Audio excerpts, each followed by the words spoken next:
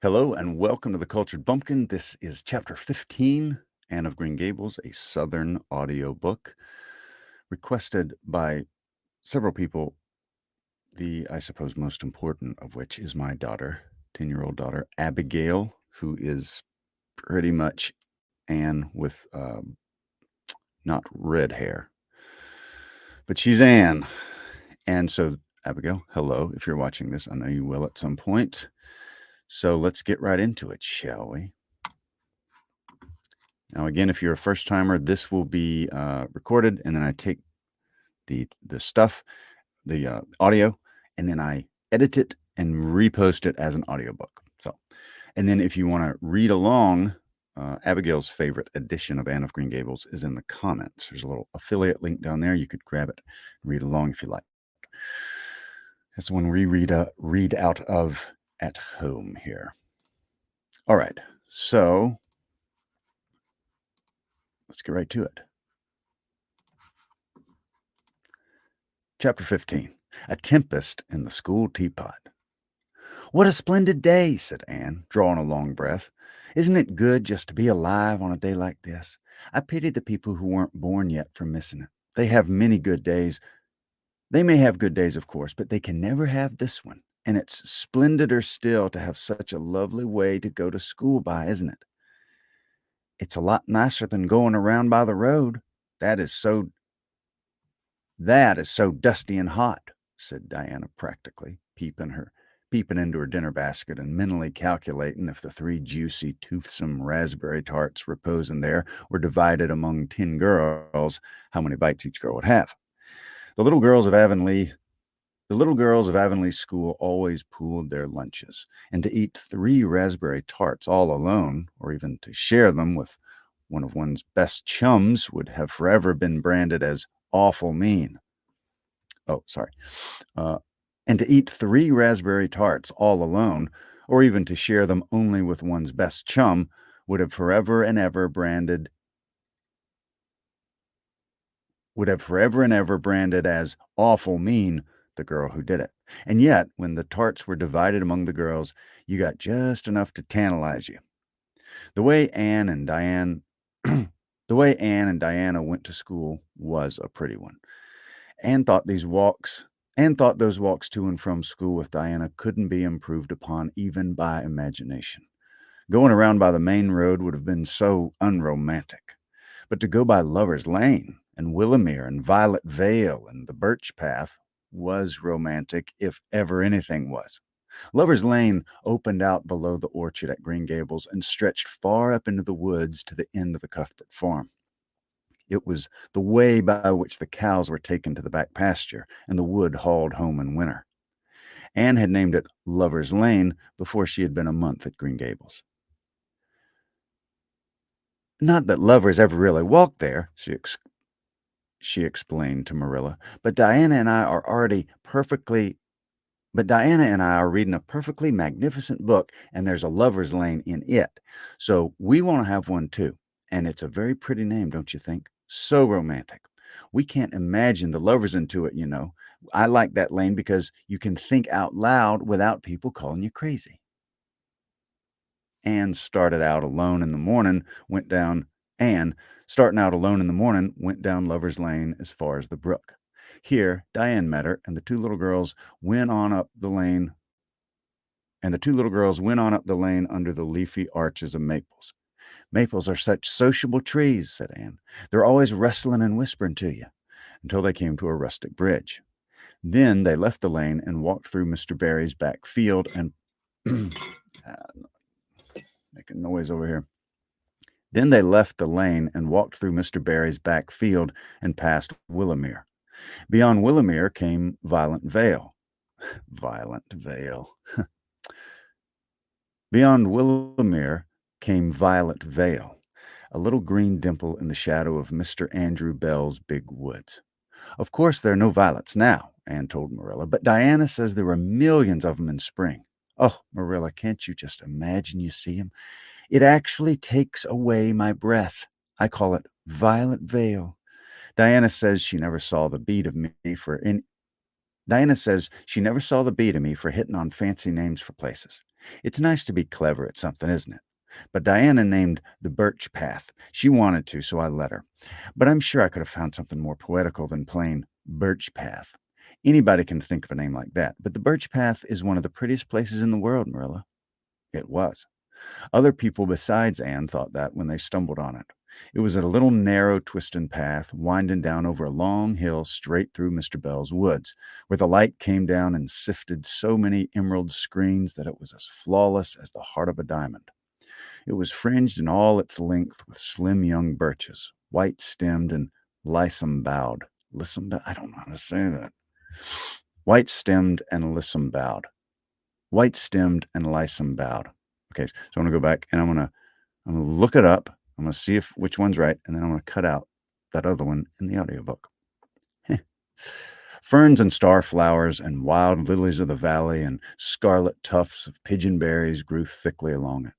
And always there was a delightful spiciness in the air and music of bird calls and the murmur and the murmur and laugh of woodwinds in the trees overhead. Now and then you might see a rabbit skipping across the pond. The pond.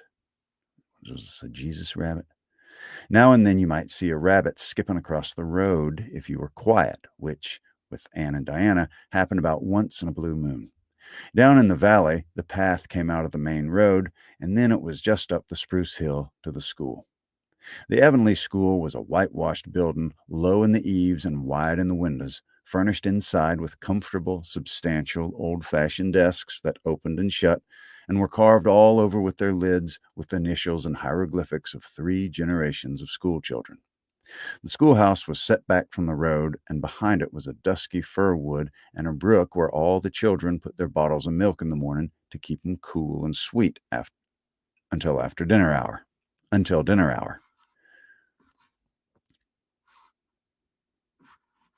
Uh,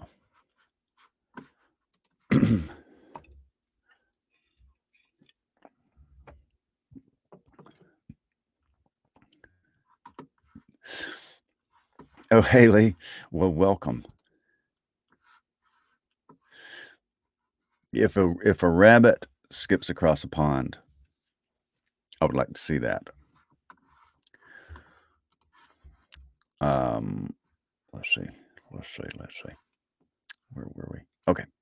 Marilla had seen Anne start off to school on the first day of September with many secret misgivings. Anne was such an odd girl. How would she get on with other children? And how on earth would she ever manage to hold her tongue during school hours? Things went better than Marilla feared, however. Anne came home that evening in high spirits. "I think I'm going to like it here," she announced. "I don't think much of the master, though. He's all the time curling his mustache and making eyes at Prissy Andrews. Prissy's grown up, you know. She's 16 and she's studying for the entrance examination into Queen's Academy at Charlottetown next year. Tilly Bolter says the master's dead gone on her. She's got a beautiful complexion and curly brown hair, and she does it up so elegantly. She sits in the long seat at the back, and he sits there too most of the time, to explain her lessons, he says. But Ruby Gillis says she saw him writing something on her slate, and when Prissy read it, she blushed as red as a beet and giggled. And Ruby Gillis says she doesn't believe in anything, and Ruby Gillis says she doesn't believe it had anything to do with the lesson." "And Shirley, don't let me hear you talking about your teacher that way again," said Marilla sharply. "You don't go to school to criticize the master. I guess he can teach you something, and it's your business to learn. And I want you to understand right off that you're not to come home telling tales about him. That's something I won't encourage. I hope you were a good girl." "Indeed I was," said Anne comfortably. "It wasn't so hard as you might imagine, either. I sit with Diana. Our seat is right by the window, and we can look down to the lake of shining waters. There were a lot of nice girls in school, and we had scrumptious fun playing at dinner time. It's so nice to have a lot of little girls to play with. But of course, I like Diana best and always will. I adore Diana. I'm dreadfully far behind the others. They're all in the 5th book, and I'm only in the 4th. I feel like that's kind of a disgrace. But not one of them has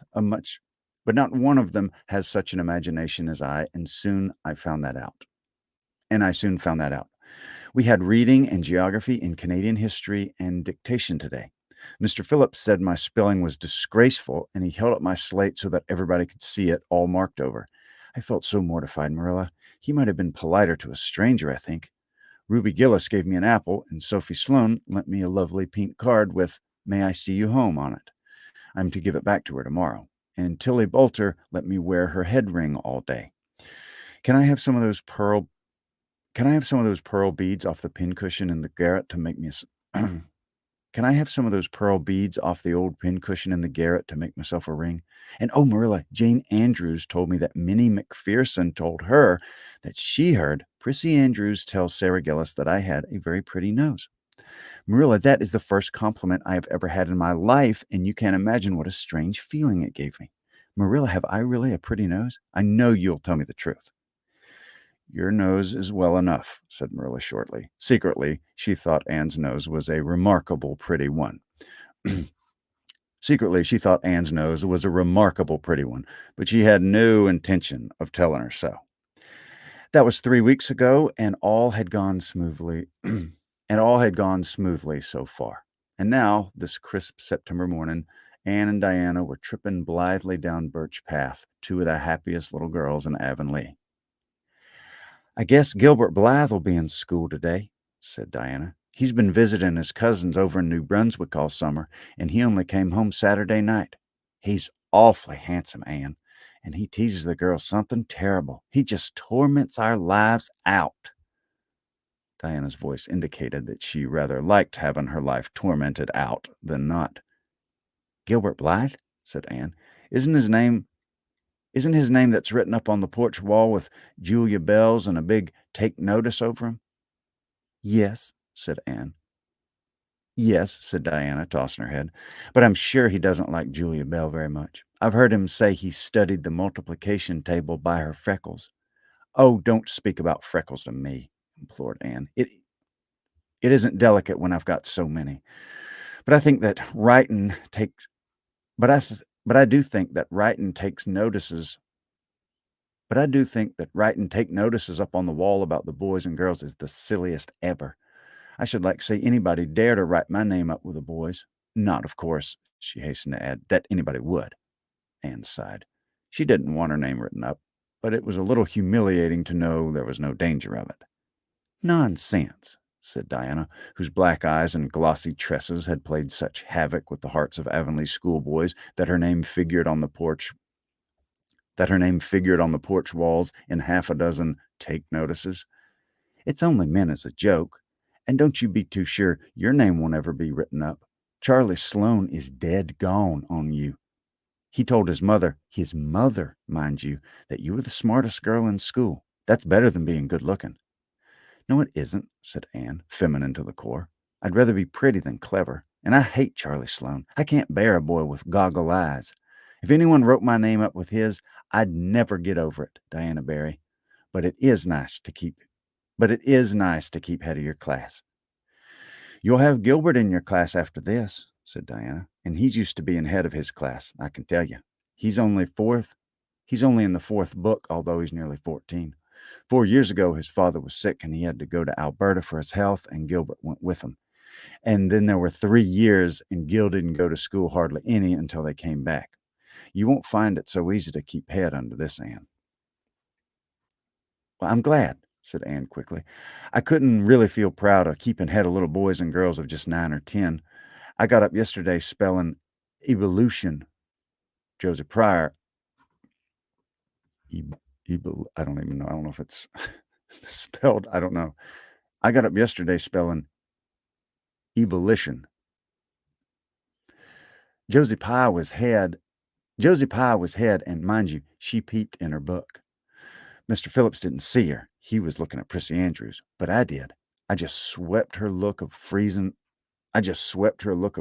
scorn, and she got as red as a beet and spelled it wrong after all. Those Pye girls are cheats all around, said Diana indignantly as they climbed the fence of the main road. Gertie Pye actually went and put her milk bottle in my place in the brook yesterday. Did you ever? I don't speak to her now. When Mr. Phillips was in the back of the room hearing Prissy Andrews' Latin, Diana whispered to Anne, "That's Gilbert Blythe sitting right across the aisle from you, Anne." Just look at him and see if you don't think he's handsome." Anne looked accordingly. She had a good chance to do so, for the said Gilbert Blythe was absorbed in stealthily pinning the long yellow braid of Ruby Gillis, who sat in front of him, to the back of her seat. He was a tall boy with curly brown hair, roguish hazel eyes, and a mouth twisted into a teasing smile. Presently, Ruby Gillis started up to take a sum to the master. She fell back into her seat with a little shriek, believing that her hair was pulled out by the roots. Everybody looked at her, and Mr. Phillips glared so sternly that Ruby began to cry. Gilbert had whisked the pen out of sight and was studying his history with the soberest face in the world. But when the commotion subsided, he looked at Anne and winked with inexpressible drollery. "I think your Gilbert Blythe is handsome," confided Anne to Diana, "but I think he's very bold. It isn't good manners to wink at a strange girl." But it was not until that but it was not until the afternoon that things really began to happen. Mr. Phillips was back in the corner explaining a problem in algebra to Prissy Andrews, and the rest of the scholars were doing pretty much as they pleased, eating green apples, whispering, drawing pictures on their slates, and driving crickets harnessed to strings up and down the aisle. Gilbert Blythe was trying to make Anne Shirley look at him and failing utterly, because Anne was at that moment totally oblivious not only to the very existence of Gilbert Blythe, but of every other scholar in Avonlea School itself. With her chin propped on her hands and her eyes fixed on the blue glimpse of the lake of shining waters that the west window afforded, she was far away in a gorgeous dreamland, hearing and seeing nothing save her own wonderful visions. Gilbert Blythe wasn't used to putting himself out to make a girl look at him and meeting with failure. She should look at him. That red-haired Shirley girl with the little pointed chin and the big eyes that weren't like the eyes of any other girls in Avonlea School. Gilbert reached across the aisle, picked up the end of Anne's long braid, held it out at arm's length, and said in a piercing whisper, "Carrots! Carrots! Carrots!" Then Anne looked at him with a vengeance. She did more than look. She sprang to her feet, her bright fancies fallen into cureless ruin. She flashed one ind- she flashed one indignant glance at Gilbert from eyes whose angry sparkle was swiftly quenched in equally angry tears. "You mean, hateful boy!" she exclaimed passionately. "How dare you!" And then, thwack! Anne had brought her slate down on Gilbert's head and cracked it. Slate, not head, clear across. Avonlea School always enjoyed a scene. This was an especially enjoyable one. Anne said, "Oh," or everybody said, "Oh," in horrified delight. Diana gasped. Ruby Gillis, who was inclined to be hysterical, began to cry. Tommy Sloane let his team of crickets escape him altogether while he stared open-mouthed at the tableau. Mr. Phillips stalked down the aisle and laid his hand heavily on Anne's shoulder. "Anne Shirley, what does this mean?" he cried angrily. Anne returned no answer. It was asking too much of flesh and blood to expect her to tell before the whole school that she had been called carrots. Gilbert it was who spoke up stoutly. "It was my fault, Mr. Phillips. I teased her." Mr. Phillips paid no heed to Gilbert. "I'm sorry to see a pupil of mine displaying such a temper and such a vindictive spirit," he said in a solemn tone, as if the mere fact of being a pupil of his ought to root out all the evil passions from the hearts of small, imperfect mortals. "And go and stand on the platform in front of the blackboard for the rest of the afternoon." Anne would have infinitely preferred a whipping to this punishment, under which her sensitive spirit quivered as from a whiplash. With a white, set face, she obeyed. Mr. Phillips took a chalk crayon and wrote on the blackboard above her head, "Anne Shirley has a very bad temper. Anne Shirley must learn to control her temper," and then read it out loud so that even the primer class who couldn't read writing should understand it. Anne stood there the rest of the afternoon with that legend above her. She did not cry or hang her head. Anne was still too hot in her heart. Anger was still too hot in her heart for that it sustained her small Anne was still too hot in her heart for Anne was still too hot in her heart for that, and it sustained her amid all agony of humiliation. With resentful eyes and passion-red cheeks, she confronted alike Diana's sympathetic gaze and Charlie Sloane's indignant nods and Josie Pye's malicious smiles. As for Gilbert Blythe, she would not even look at him. She would never look at him again. She would never even speak to him. When school was dismissed, Anne marched out with her red head held high. Gilbert Blythe tried to intercept her at the porch door. "I'm awfully sorry I made fun of your hair, Anne," he whispered contritely. "Honest I am. Don't be mad for keeps now." Anne swept by disdainfully, without look or sign of hearing. "Oh, how could you, Anne?" breathed Diana as they went down the road, half reproachfully, half admiringly. Diana felt that she could never have resisted Gilbert's plea. "I shall never forgive Gilbert Blythe," said Anne firmly, and Mr. Phillips spelled my name without an E, too. The iron has entered into my soul, Diana." Diana hadn't the least idea what Anne meant, but she understood it was something terrible. "You mustn't mind Gilbert for making fun of your hair," she said soothingly. "Why, he makes fun of all the girls. He laughs at mine because it's so black. He called me a crow a dozen times, and I never heard him apologize for anything before either. There's a great deal of difference between being called a crow and being called carrots," said Anne with dignity. "Gilbert Blythe has hurt my feelings excruciatingly, Diana." It is possible the matter might have blown over without more excruciation if nothing else had happened. But when things begin to happen, they're apt to keep on. That's a long chapter. All right, let me...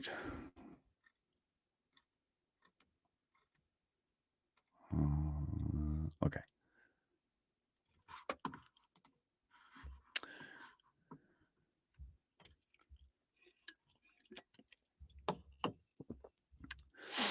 Okay, let's see what we got.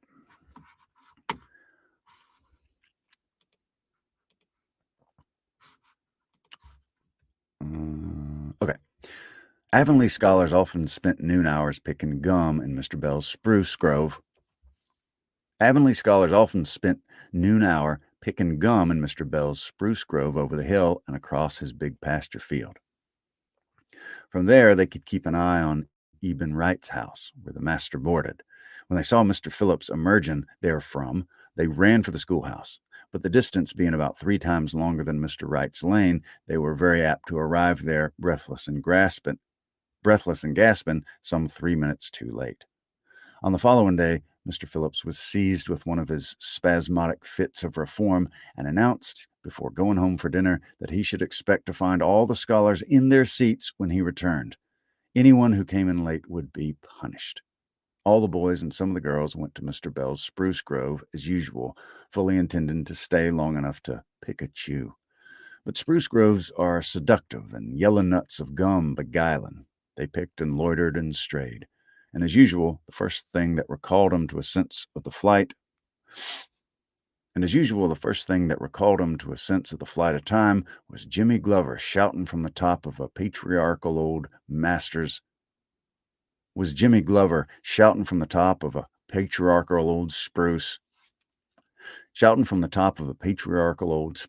"Master's coming!" The girls who were on the ground started first and managed to reach the schoolhouse in time, but without a second to spare. The boys who had to wriggle hastily down from the trees were later, and Anne, who had not been picking gum at all but was wandering happily in the far end of the grove, waist deep among the bracken, singing softly to herself. Sorry.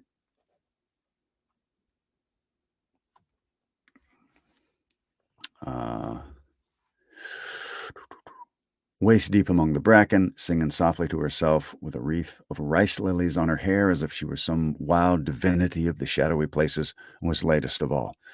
Anne could run like a deer, however. Run she did, with the impish result that she overtook the boys at the door and was swept into the schoolhouse among them just as Mr. Phillips was in the act of hanging up his hat. Mr. Phillips' brief reforming energy was over. He didn't want to bother. He didn't want the bother of punishing a dozen pupils. But it was necessary to do something to save his word, so he looked about for a scapegoat and found it in Anne, who dropped into her who had dropped into her seat, gasping for breath, with a forgotten lily wreath hanging askew over one ear and giving her a particularly rakish and disheveled appearance. Anne Shirley, since you seem to be so fond of the boys' company, we shall indulge your taste for it this afternoon, he said sarcastically. Take those flowers out your hair and sit with Gilbert Blythe. The other boys snickered. Diana, turning pale with pity, plucked the wreath from Anne's hair and squeezed her hand. Anne stared at the master as if turned to stone. Did you hear what I said, Anne? Queried Mr. Phillips sternly. By the way, I'm no relation to this little dude, okay? No relation. Yes, sir, said Anne slowly, but I didn't suppose you really meant it. I assure you I did, still with a sarcastic inflection which all the children, and Anne especially, hated. It flicked on the raw. Obey me at once. For a moment, Anne looked as if she meant to disobey. Then, realizing that there was no help for it, she rose haughtily, stepped across the aisle, and sat down beside Gilbert Blythe and buried her face in her arms on the desk. Ruby Gillis, who got a glimpse of it as it went down, told the others going home from school that she'd actually never seen anything like it. It was so white with awful little red spots in it. To Anne, this was as the end of all things. It was bad enough to be singled out for punishment among a dozen equally guilty ones. It was worse still to be sent to sit with a boy. But that the boy should be Gilbert Blythe was heaping insult on injury to a degree utterly unbearable. Anne felt that she could not bear it, and it would be of no use to try. Her whole being seethed with shame and anger and humiliation. At first the other scholars looked and whispered and giggled and nudged. But as Anne never lifted her head, and as Gilbert worked fractions as if his whole soul was absorbed in him, But as Anne never lifted her head, and as Gilbert worked fractions, as if his whole soul was absorbed in them and them only, they soon returned to their own tasks, and Anne was forgotten.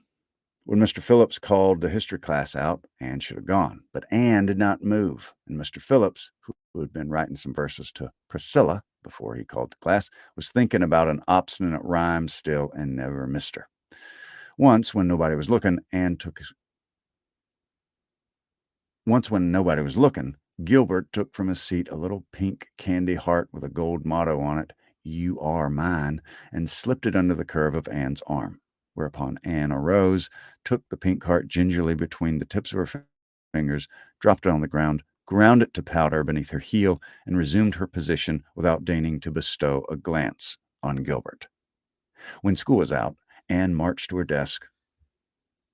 When school went out, Anne marched to her desk, ostentatiously took out everything therein, books and writing tablet, pen and ink, testament and arithmetic, and piled them neatly on her cracked slate. What are you taking all those things home for, Anne? Diana wanted to know, as soon as they were out on the road. She'd not dared to ask the question before. I am not coming back to school any more, said Anne. Diana gasped and stared at Anne to see if she meant it. Will Marilla let you stay home? She asked. She'll have to, said Anne. I'll never go to school to that man again. Oh, Anne. Diana looked as if she were ready to cry. I do think you're mean. What shall I do? Mr. Phillips will make me sit with that horrid Gertie Pye. I know he will because she's sitting alone. Do come back, Anne. I'd do almost anything in the world for you, Diana, said Anne sadly. I'd let myself be torn limb from limb if it would do you any good, but I can't do this, so please don't ask it. You harrow up my very soul. Just think of all the fun you'll miss, mourned Diana. We're going to build the loveliest new house down by the brook, and we'll be playing ball next week, and you've never played ball, Anne. It's tremendously exciting, and we're going to learn a new song. Jane Andrews is practicing it up now, and Alice Andrews is going to bring up a new pansy book next week, and we're all going to read it aloud, chapter about down by the brook. And you know you're so fond of reading out loud, Anne. And you know you're so fond of reading out loud, Anne. Nothing moved Anne in the least. Her mind was made up. She wouldn't go to school to Mr. Phillips again. She told Marilla so when she got home. Nonsense, said Marilla. It isn't nonsense at all, said Anne, glazing at Marilla with solemn, reproachful eyes. Don't you understand, Marilla? I've been insulted. Insulted fiddlesticks. You'll go to school tomorrow as usual. Oh, no. Anne shook her head gently. I'm not going back, Marilla. I'll learn my lesson at home, and I'll be as good as I can be, and I'll hold my tongue all the time if that's possible at all, but I will not go back to school, I assure you. Marilla saw something remarkably like unyielding stubbornness looking out of Anne's small face. She understood that she would have trouble in overcoming it, but she resolved wisely to say nothing more just then.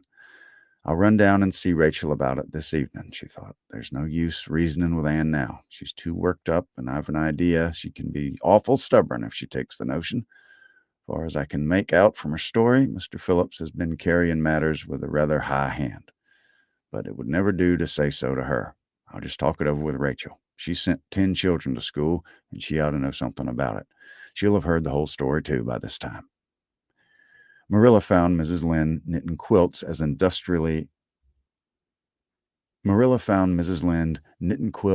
industriously and cheerfully as usual. I suppose you know what I've come about, she said a little shamefacedly. Rachel nodded. About Anne's fussing school, I reckon, she said. Tilly Boulter was on her way home from school and told me about it. I don't know.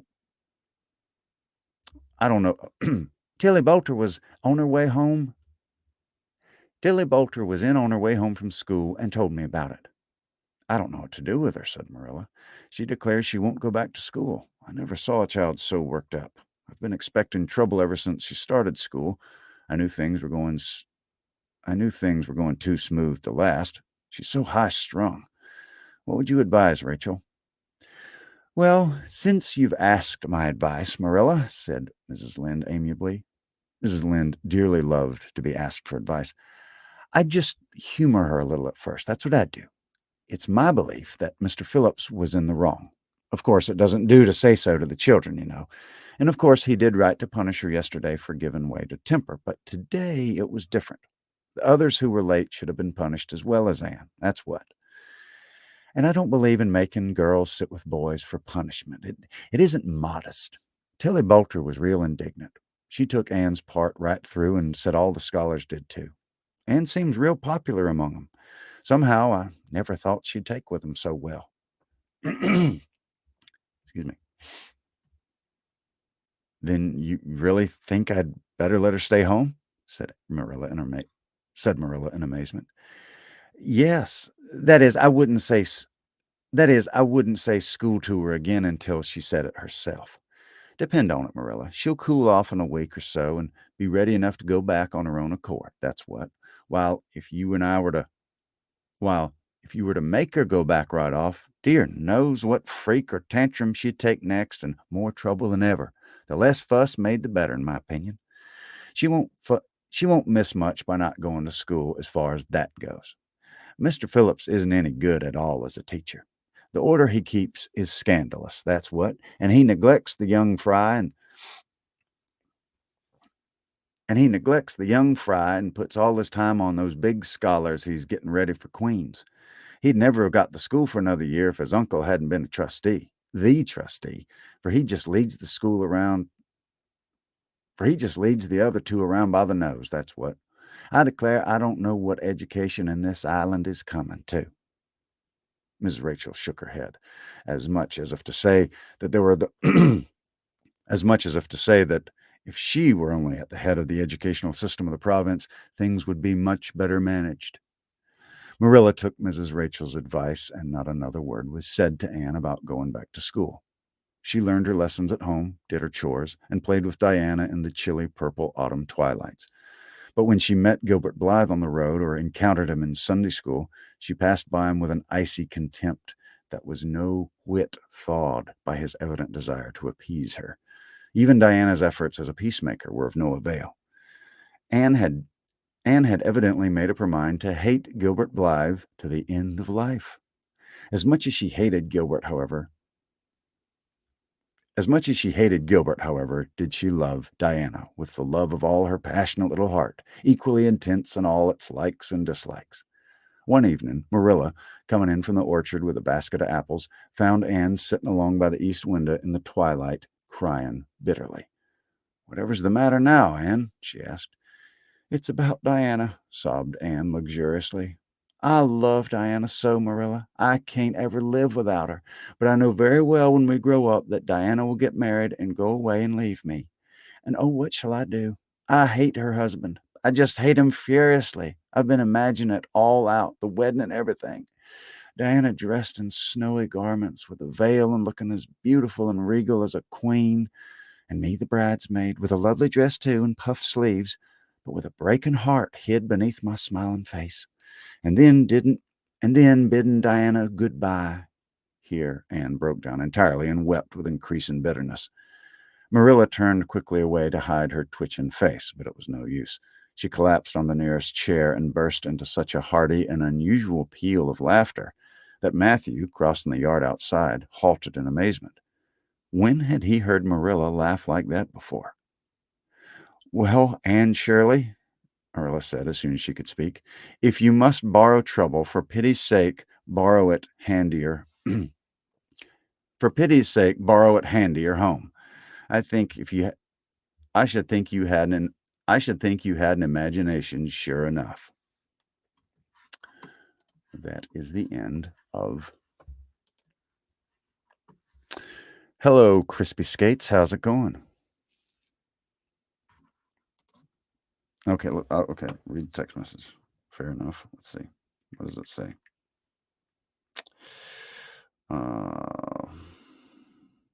Dinner is ready whenever you are. Okay, I better go because also I am super hot. It's sweltering. It's very hot, very humid where I am. I have to turn off the air conditioner because otherwise you couldn't hear me. And yeah, I'm gonna go sit in the air conditioner and have some supper. So I hope that you're all very well. Thank you for watching.